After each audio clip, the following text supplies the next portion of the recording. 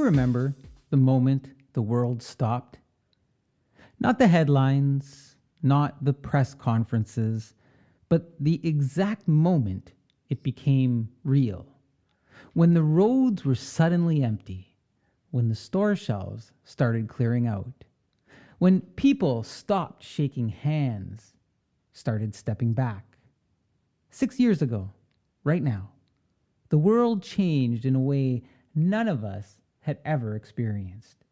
And for a brief moment, we weren't divided, we weren't arguing, we weren't distracted, we were just human, trying to understand what was happening and trying to get through it together. So, what happened?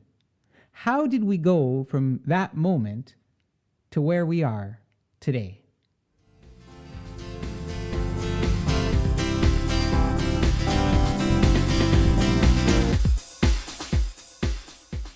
Welcome to The Ordinary Effect. I am your host, Guido Piraino, and today I'm taking a look at when the world stopped.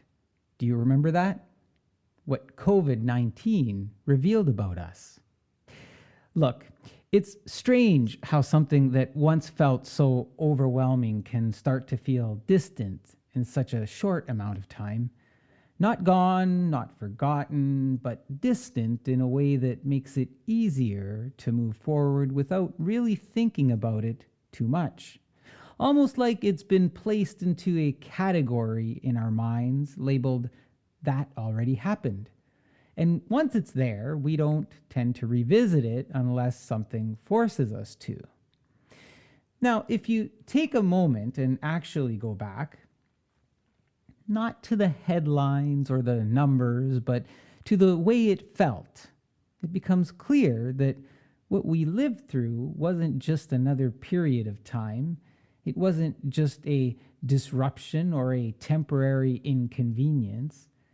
It was a moment where the normal rhythm of the world was interrupted in a way that most of us had never experienced before.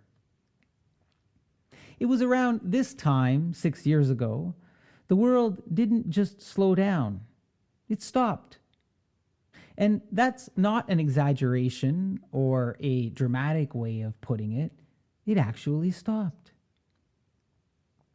The systems that we rely on every day, the ones we rarely think about because they've always just worked, suddenly weren't operating in the same way anymore. Workplaces closed, schools emptied, travel disappeared, and entire industries paused, as if someone had pulled a critical piece out of a machine that had always run without interruption. What made it even more unsettling was how quickly it happened and how little clarity there was about it all and what it meant. There wasn't a clear timeline or a shared understanding of what the next steps would look like. There was just a growing awareness that something serious was unfolding and that it was going to affect everyone in ways that were still hard to fully grasp at the time. At first, it didn't feel immediate.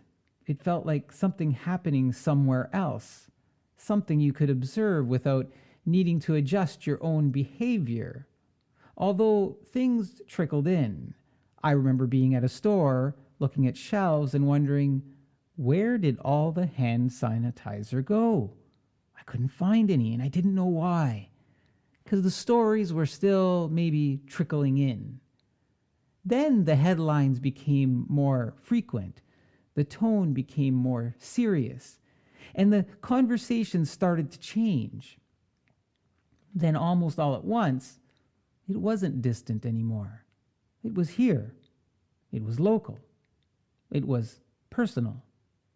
That shift from observing something to experiencing it is what changed everything. Because once it became real, the response wasn't just about information anymore. It was about behavior. And to understand why the response was so immediate and so widespread, you have to remember what people were seeing in those early days. Hospitals in parts of Europe were overwhelmed in ways that didn't align with what people expected from modern healthcare systems. Patients were arriving faster than capacity could handle, resources were being stretched, and healthcare workers were operating in conditions that were far outside of what they had been trained to manage at that scale. Images began to circulate that felt unfamiliar, difficult to process, not because they were exaggerated, but because they were real. In parts of Italy, military vehicles were used to transport coffins because local systems couldn't keep up with the number of deaths. It was a stark visual reminder that something serious was happening, something that couldn't be easily contained or managed with the normal structures that people relied on. When the situation intensified in New York City, it became even more immediate for people in North America. One of the most active and resilient cities in the world was dealing with a level of strain that pushed its systems beyond their limits. Hospitals were overwhelmed, morgues reached capacity, refrigerated trucks were brought in as a temporary solution, not as a symbol, as a necessity. Behind all of those images and reports were individuals, people who were sick, people who were scared, and in many cases, people who were separated from their families during some of the most difficult moments of their lives.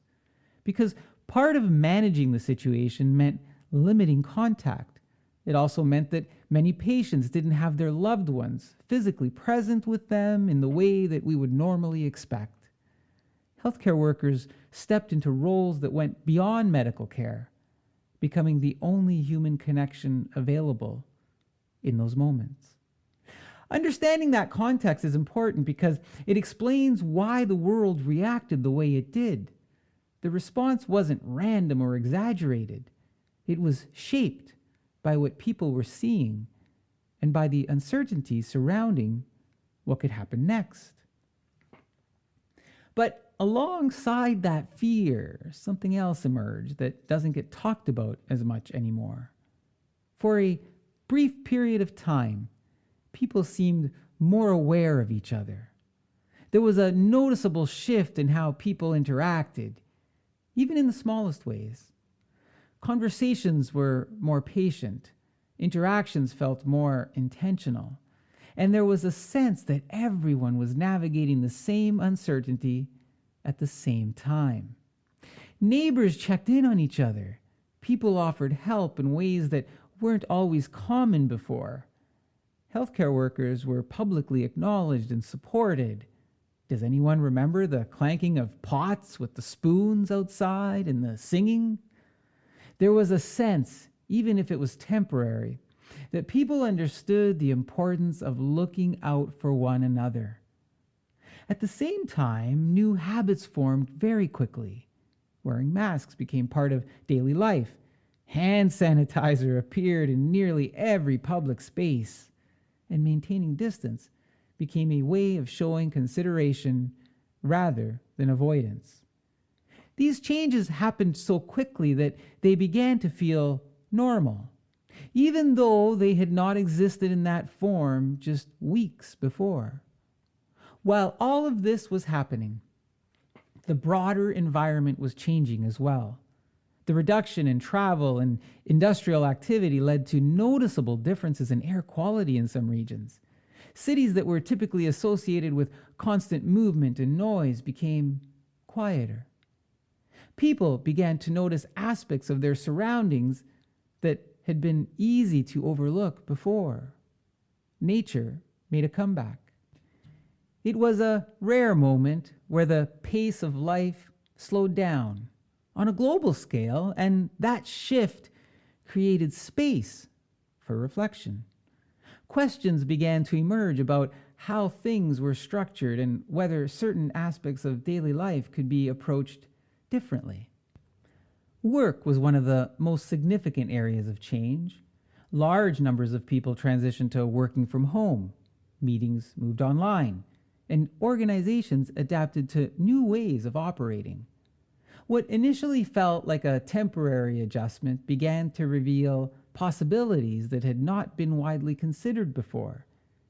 The assumption that work needed to happen in a specific place at a specific time started to be challenged and even collapse. For a period of time, it felt like those changes might lead to something more permanent. There was a sense that the experience could result in a different approach to work and life, one that allowed for more flexibility and a better balance between professional and personal responsibilities. But as time went on, the emotional tone of the situation began to shift. The uncertainty that had initially brought people together started to have a different effect. Fatigue set in. Routines were disrupted for longer than expected, and the lack of a clear endpoint made it difficult to maintain the same level of patience and understanding. As those pressures increased, the shared experience that had once created a sense of unity began to feel more fragmented. Difference in perspectives became more visible, and the collective mindset that had existed in the early days became harder to sustain. This shift reflects a broader pattern in how people respond to prolonged uncertainty. In the early stages of a crisis, there is often a tendency to come together, to cooperate, and to focus on shared goals. But as the situation continues without resolution, the strain begins to affect how people think and behave. The focus can shift from collective action to individual concerns, and the sense of unity can give way to division. Looking back, it becomes clear that the period revealed a wide range of human behavior. There were moments of compassion and cooperation, as well as moments of frustration and disagreement. Both existed at the same time, and both were part of the overall experience. Today, many of the visible signs of that period remain, but they no longer carry the same meaning.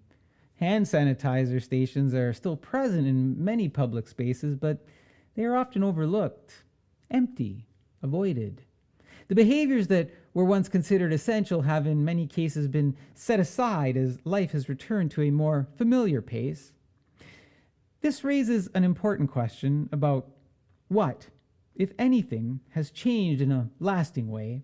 There was a point where it seemed likely that the experience would lead to a shift in priorities, a greater appreciation for connection, and a reconsideration of how time and work are structured. While some changes have remained, many aspects of daily life have returned to what they were before. It may be that the impact of that period is not as visible as it once was, but that doesn't mean it has disappeared. Experiences of that scale tend to leave an imprint, even if it's not always immediately apparent. They influence how people think, how they respond to future challenges, and how they understand their relationship to others. In the end, the most significant aspect of that time may not be the specific events or the changes that were implemented, but the way it highlighted both the strengths and the vulnerabilities of the systems and behaviors that define our daily life.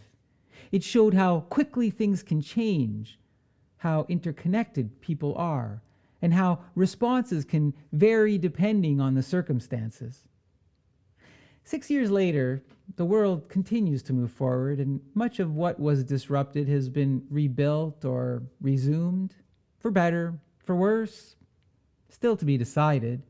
But the memory of that moment remains, even if it's not always at the forefront of everyday thought. It serves as a reminder of how quickly the familiar can become unfamiliar, how important it is to recognize the factors that shape how people respond in times of uncertainty. And maybe the most meaningful question to consider now is not just what happened, but what has been carried forward from that experience, even in subtle ways.